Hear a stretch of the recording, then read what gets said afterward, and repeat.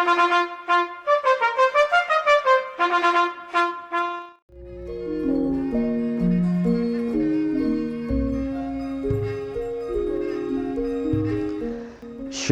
Aleihim saudaraku, jumpa lagi dalam Renungan Harian GKI Kuitang.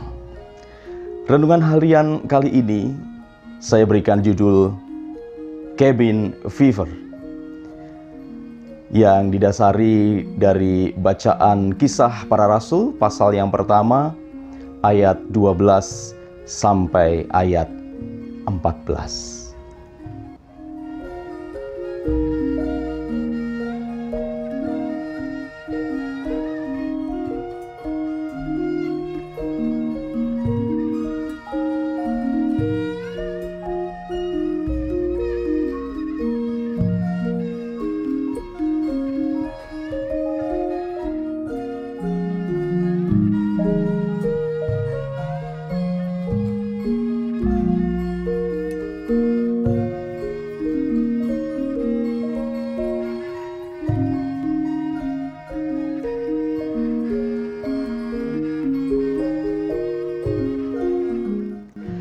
Saudaraku yang dikasihi oleh Tuhan Yesus Kristus, sejak berjangkitnya pandemi COVID-19 di seluruh dunia dan termasuk Indonesia, maka pemerintah, khususnya pemerintah Indonesia, mengusulkan, mengidekan, memunculkan gagasan untuk melaksanakan PSBB, pembatasan sosial berskala besar.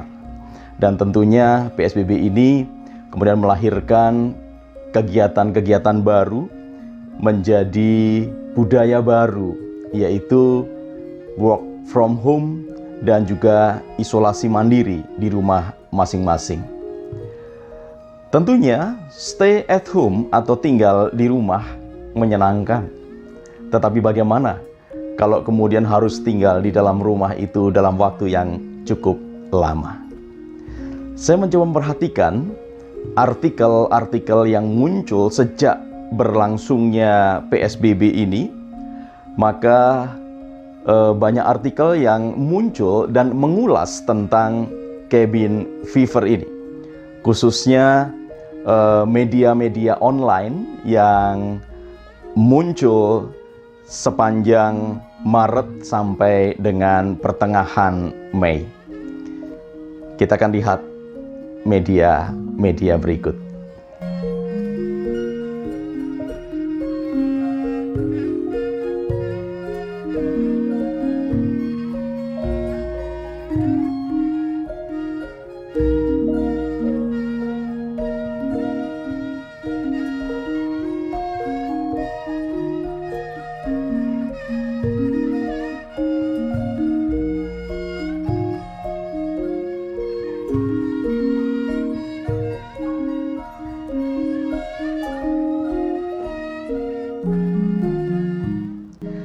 Dari artikel-artikel yang muncul itu, saudaraku, maka dapat diambil sebuah kesimpulan kecil tentang apa itu cabin fever.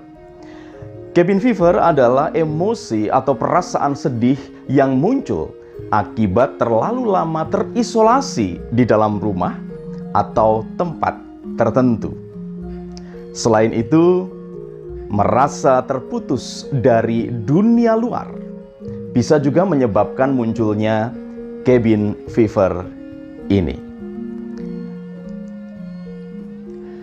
Adapun munculnya cabin fever ini, saudaraku, ditandai dengan munculnya kegelisahan, turunnya motivasi, mudah tersinggung, mudah putus asa, sulit berkonsentrasi, pola tidur tidak teratur, sulit bangun dari tidur, perasaan lemah lesu, sulit percaya pada orang di sekitar kita, tidak sabaran, dan juga merasa sedih dan depresi untuk waktu yang cukup lama.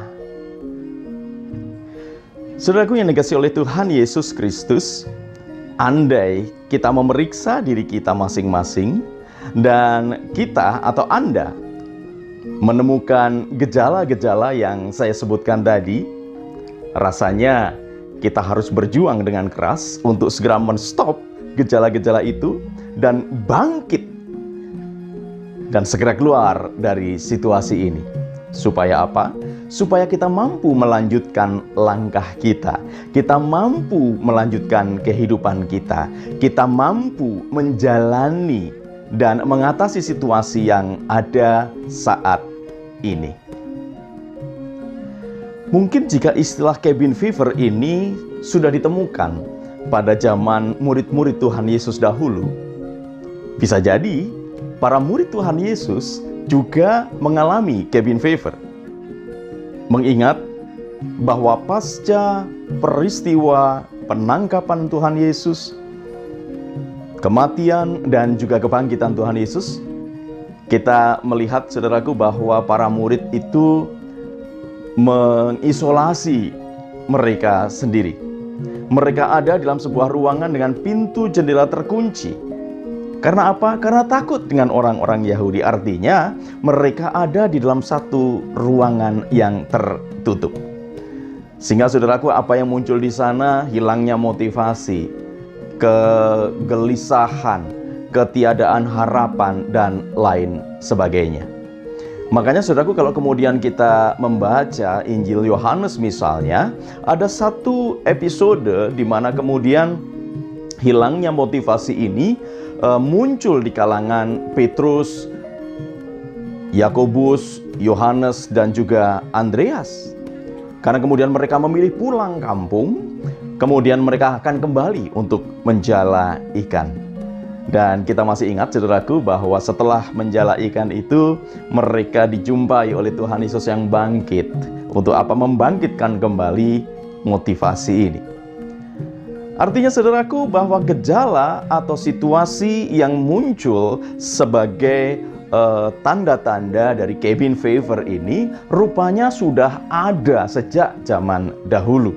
Dan sekarang para ahli mencoba memformulasikan suatu pemahaman tentang cabin fever ini. Oleh karena itu, saudaraku, di tengah-tengah masa pandemi COVID-19 ini dan juga diberlakukannya PSBB dan juga stay at home, stay healthy, mari kita coba cek masing-masing di dalam diri kita.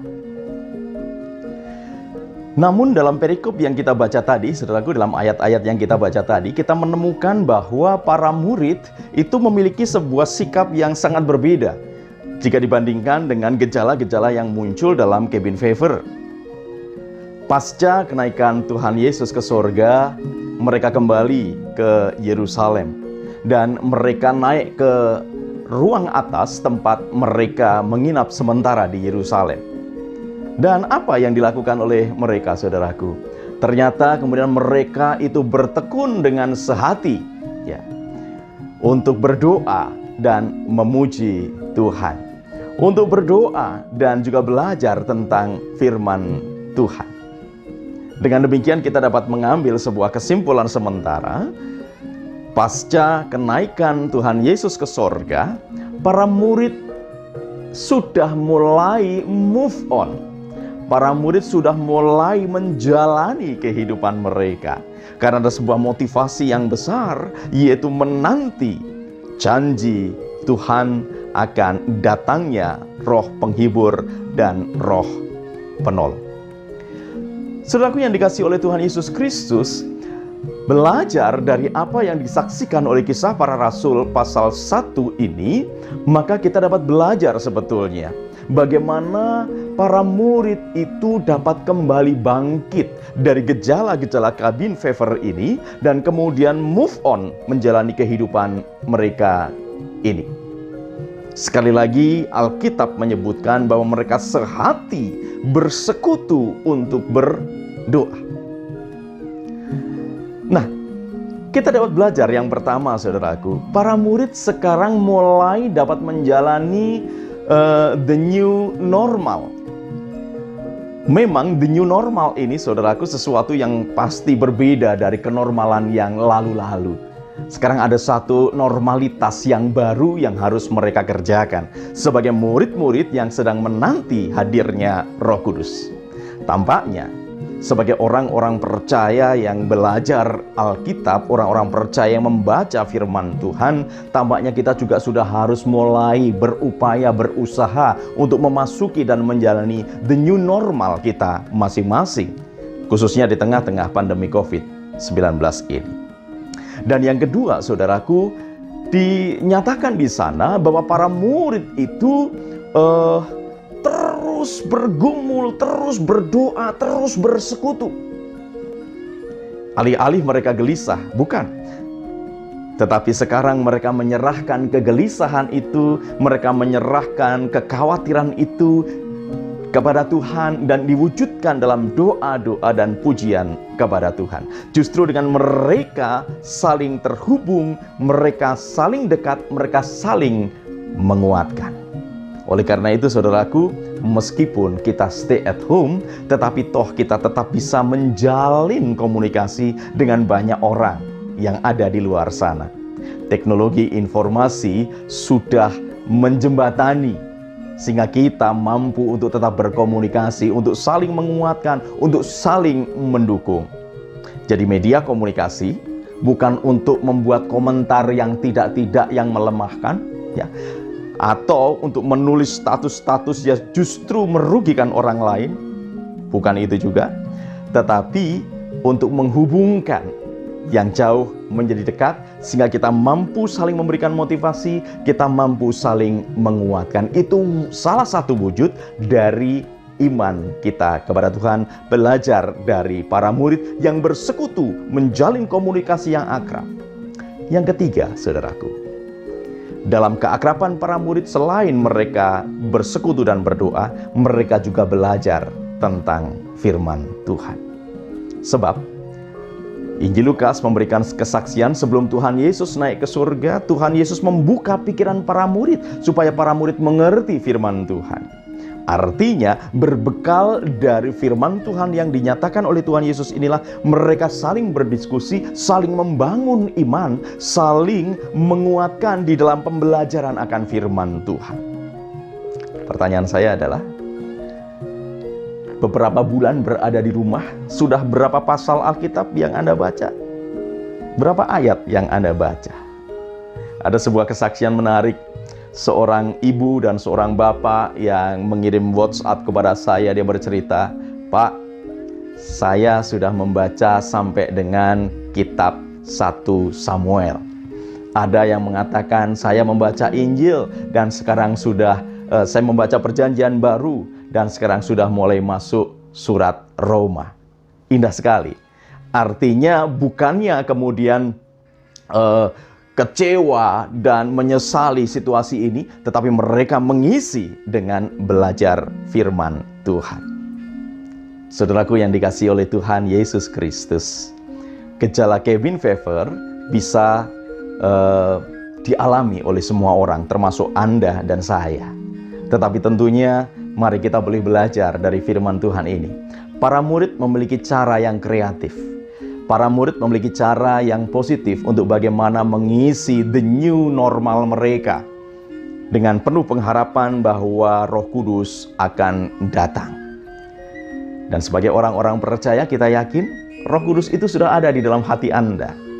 Buka kepekaan kita untuk merasakan kehadiran Roh Kudus supaya kita dimampukan Tuhan untuk menjalani the new normal kita masing-masing. Dengan demikian, saya yakin dan percaya kita mampu menjalani hari kita sambil menantikan selesainya pandemi COVID-19. Selamat berjuang, saudaraku. Tuhan Yesus memberkati. Salam guru dan keluarga.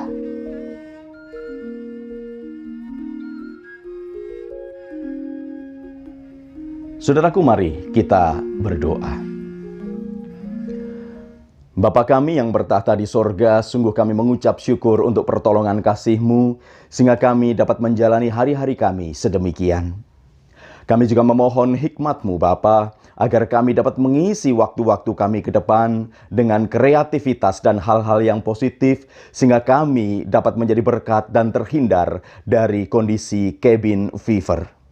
Saat ini Bapa, kami juga rindu berdoa bagi saudara-saudara kami yang berduka cita, secara khusus untuk keluarga almarhumah Ibu Chong Nyu Lan dari Pos Kapuk Muara, dan juga almarhumah Ibu Loce Sekeon, ibunda dari saudara kami Bruri Amanupunyo.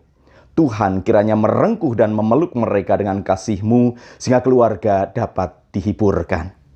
Diberkatilah setiap pribadi, setiap orang yang mengandalkan hidup hanya dengan pertolongan kasih karunia-Mu. Di dalam nama Tuhan Yesus Kristus. Amin.